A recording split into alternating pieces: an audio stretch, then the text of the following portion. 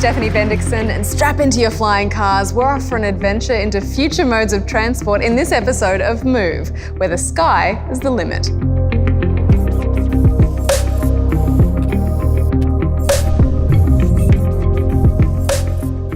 Here it is, the episode we've all been waiting for, flying cars. And not just flying cars, but all new and exciting forms of transport, from the elusive Hyperloop to personal skypods to the Marty McFly special, the hoverboard. We may even be able to touch on the even more radical concept of flying trains, but probably not, because frankly they just sound terrifying. But flying cars are no longer just a flight of fancy. I thought it was clever. They are finally set to become a reality, with new models ready for commercial rollout as soon as 2020.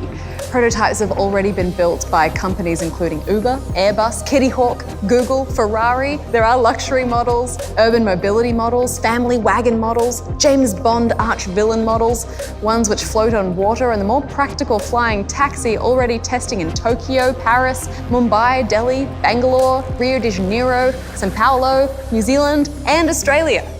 One is with us here in the studio. It's one of the world's first flying racing cars. It's called the Alauda, and the benefits seem obvious. If you want to fight gridlock, what better way to do that than introducing a whole other dimension? I mean, who's ever heard of Q-block? Also, the Sky has fewer issues with roadworks, and it makes carjacking a lot harder. And if a bird poops in your car, then you'll finally be able to go after it. But if we're having accidents on the ground, then surely we wouldn't be any better in the sky. I mean, how much worse would it be when an everyday prang means a vehicle plummeting from a great height? So is the average person ready to play Skydriver? We hit the streets, or as I like to think of them, the skies of the past, to ask. Flying car. If it was safe, I'd take one for a test drive / fly. Not sure. I'm not sure. I will wait for others to try that. Yeah. I've been waiting since the Jetsons. Yeah. It'd just be fun. Be cool. It could be scary, yeah. Oh, I think it'd be a lot of fun, providing it's, there's some sort of air traffic control involved. Oh, just come with a parachute. So it looks like our future flying cars will be in demand. Tonight we have with us two guests whose pioneering spirits have led them into this fantastical new field. Please welcome the General Manager for Uber Australia and New Zealand, Susan Anderson.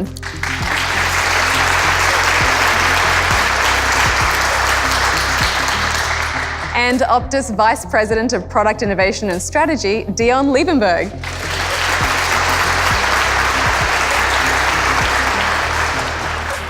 So Susan and Deon, futurologists and movie makers, are obsessed with flying cars. But other than to satisfy our futurist fantasies, do we really need them in our lives? I mean, are they actually going to help us or hinder the human progress?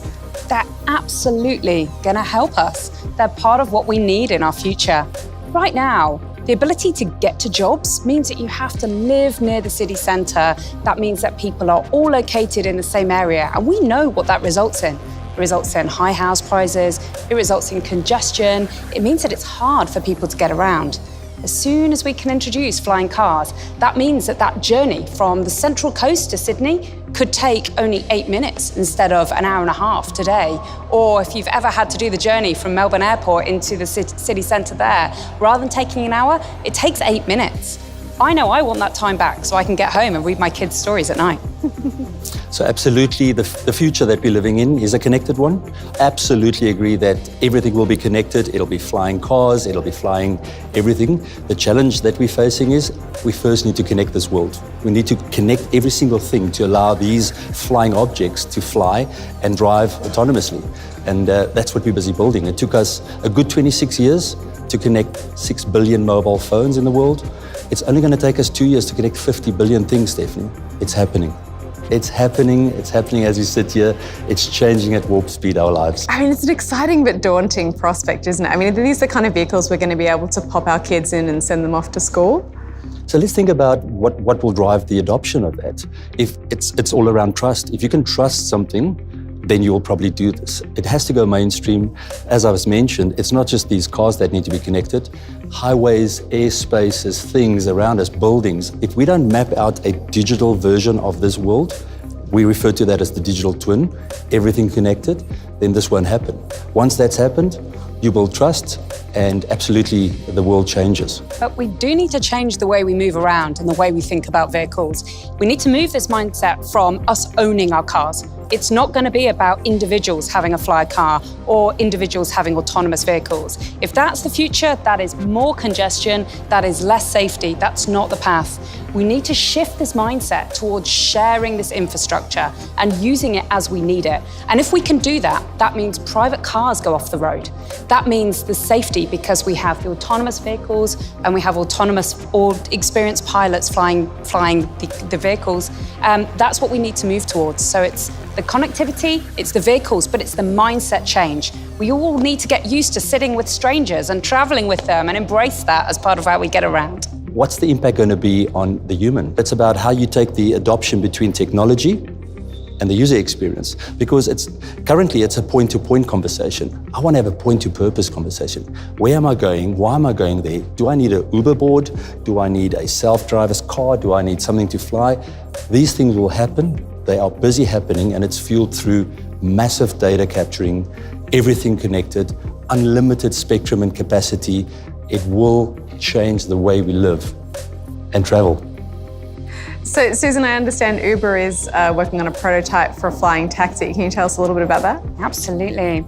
Uber Air, our vision for that is a fully autonomous, fully electric, which means it's good for the environment, vertical takeoff and landing vehicle. I want you to imagine a large-scale drone that can move 4 or 5 people at a time. Now, rather than just going to the Uber app and being able to get in a car, hit a button and it turn up in 5 minutes, you'll be able to go to the app and you'll be able to get that on-demand aerial vehicle or aircraft that's going to take you from point to point. This is real. I've met the NASA scientists. They've been to Australia twice to talk to us about how this works. And we've got some of the best engineers globally working on this problem. And the reason why this will work is because the best engineers want to work on this. This is what they want to make happen. But you mentioned safety. I mean, a big topic of conversation around flying cars is safety. What are the challenges of putting these vehicles in the air? Autonomous vertical takeoff and landing vehicles will be safer than cars. Autonomous technology will make it safer, and this will be a technology which is not about individuals having flying cars. It's about a shared network. And so we're working really closely with civil aviation authorities around how do we think about that future of urban air travel, which will include drones delivering food. It will include aerial vehicles delivering people, and how that will interact. It needs to be able to interact with birds, it needs to be able to interact with other vehicles and operate in a safe way. We believe, again, we have NASA scientists working on that exact problem and talking with both the US federal agencies as well as the Australian CASA in terms of making sure that's a safe and a reality. So if autonomous fleets were to be rolled out, I imagine there are considerations that need to be had, such as the design of helipads and buildings and skyways. I mean, I imagine there'd be a number of different players to kind of make that a reality. What kind of conversations and major players are having to make this whole thing work? We're working really closely with government. We're working closely with partners to understand exactly where we need to expand the network, how we need to build out capacity. It's about latency, it's about always on, it's about our trust that if I have to swerve, that the network will be there and it'll be constantly. 5G will change the way we engage. 5G will fuel this digital economy that we're talking about, the future of these cars. And we're very close to the New South Wales transport, very, very, very futuristic. I salute them. They are forward thinkers. They're pushing boundaries on a daily basis and helping us to co-create the future. The conversations we're having right now is with transport authorities, with the civil aviation authorities, but also with infrastructure and people who own the infrastructure around our cities. What this will need to be is skyports that exist where we are today.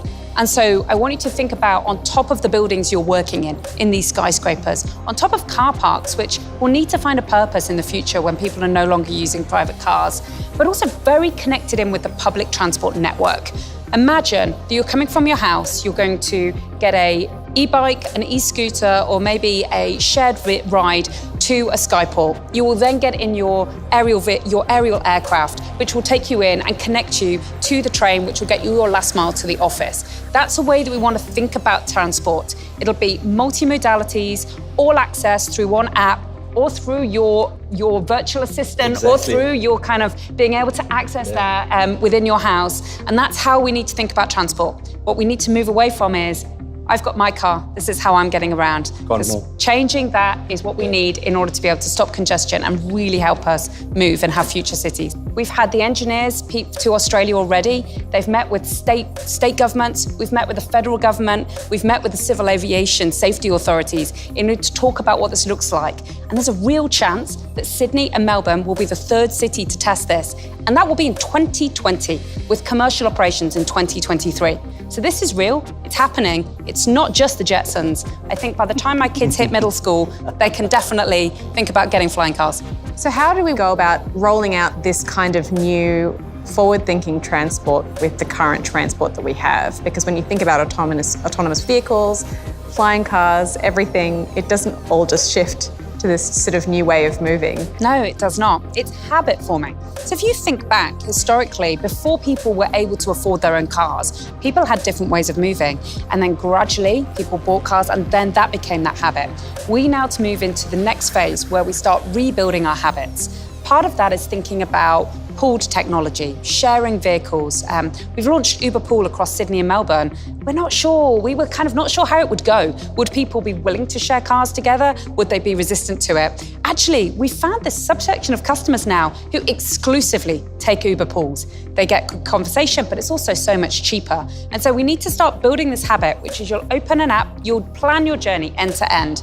You'll think about what is the best way for me to get to this point to that point, and for it to include multiple modes. Looking for how do we take congestion out? How do we make our cities more environmentally friendly, more reliant on electric vehicles and these types of technology, and ultimately quicker and just a nicer way to get around? We keep on investing in all major cities, rural Australia, to build the best capable network that will fuel all things connected, including cars, self-driverless cars, including superhighways, including everything.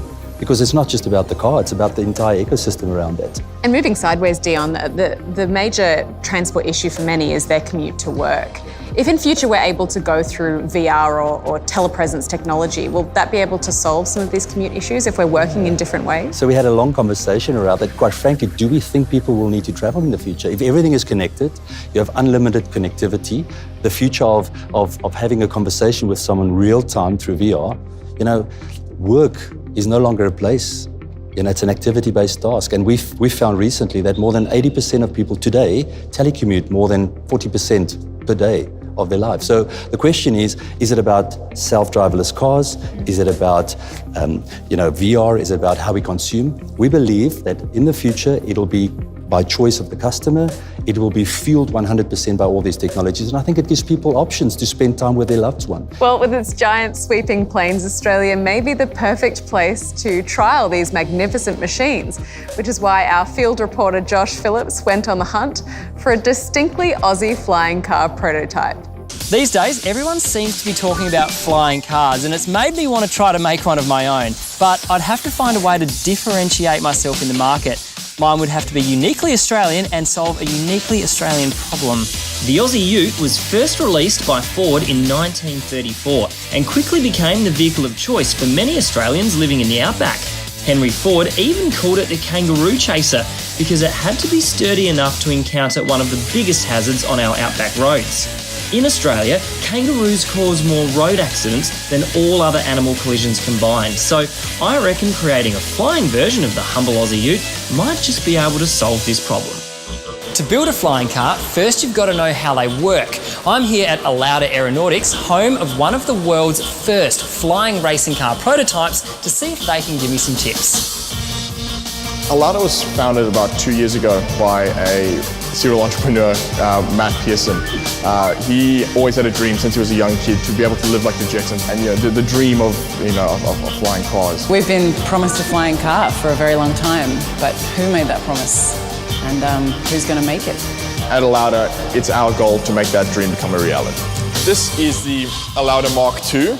It's the Our attempt at making a 3/4 scale replica of what we hope to eventually make in the future as a full manned aerial vehicle. Everything that's been designed off the shelf today is for much smaller drones and parts. We've had to kind of build it from the ground up. Obviously it's built off the sort of same platform as a quadcopter, but scaling it to this size, there's a lot of challenges with that. You're dealing with high power electronics. The flight control systems work very differently at this scale. You become unable to source off-the-shelf parts, you need to go custom parts. The power requirements are huge. We've learned so much in terms of how to design and how to build and how to get stuff manufactured. So the big question is, what do you need to make a flying car, and could I do it myself? You need a lot of time and you need a lot of money.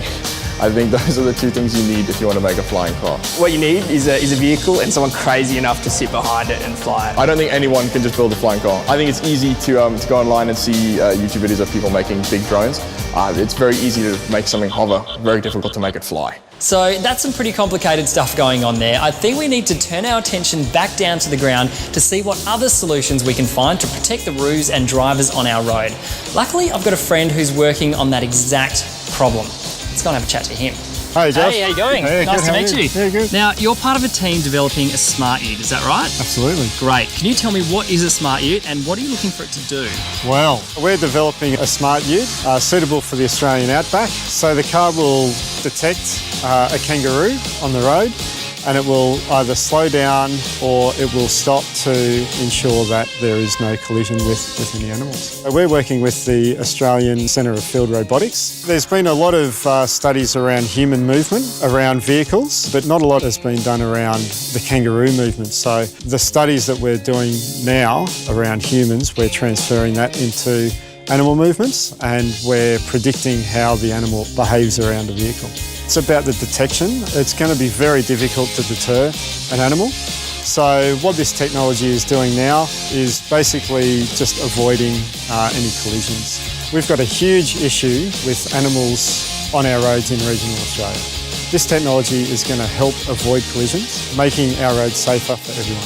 Well, I think my flying ute idea may be a little bit harder than I originally thought, but the smart ute that's currently in development may be the answer to all of our problems when it comes to detecting and avoiding animals like kangaroos on our roads in regional Australia, or in other countries like Canada where they have the problem of moose on the road, for example.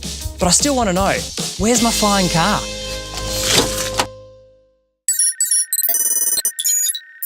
And bring it back down to earth, what kinds of transformative technology have you seen for pedestrians or those who maybe are more mobility challenged? We're really committed to investing into this space to make sure that nobody is left behind, that this becomes a network that everybody can access. I think one of the things that's really interesting is we're seeing a growth in people introducing their parents to things like Uber. You know, particularly for older people where if they lose their license or they're no longer able to drive themselves, it can feel like a real loss in freedom. And already we're seeing kind of people being able to connect in their parents, getting them using the service, because it does give that flexibility and that freedom, and it's affordable as well. So I think there's more in that journey, but taking people on that way to make sure nobody's left behind is absolutely critical. If I can link to that, we've actually done some work with one of the largest airlines in Australia recently, reimagining a traveller's journey, and we actually put ourselves 5 years ahead of time and reimagined the journey of an 80-year-old traveller, how that individual would travel 5 years in the future. And we went through the customer journey, and the questions we ended up with: do you actually need luggage? Will you not be able to print your luggage when you arrive on the other side? Maybe 5 years is a little bit short, but we reimagined the entire journey of what someone would go through 5 years down the line with connected everything and everything supercharged. I'm not sure about printing my clothes. Absolutely. I don't know how that would work. These were printed. Were they really? Yeah. No, but let's work with me. Work with me. Yeah. But maybe we should just be renting clothes when we arrive there. You know, it's kind of it's all about sharing. It's a sharing economy, exactly. Well, there's plenty of innovation happening to keep our imaginations fired up and our technologists ready to go. I, for one, will happily volunteer to jump into the first Formula One on air. It's closer than you think. That's all the time we have. Thank you so much to Susan and Deon, and thank you so much to you for watching. I'm Stephanie Bendixsen. Until next time, keep on moving.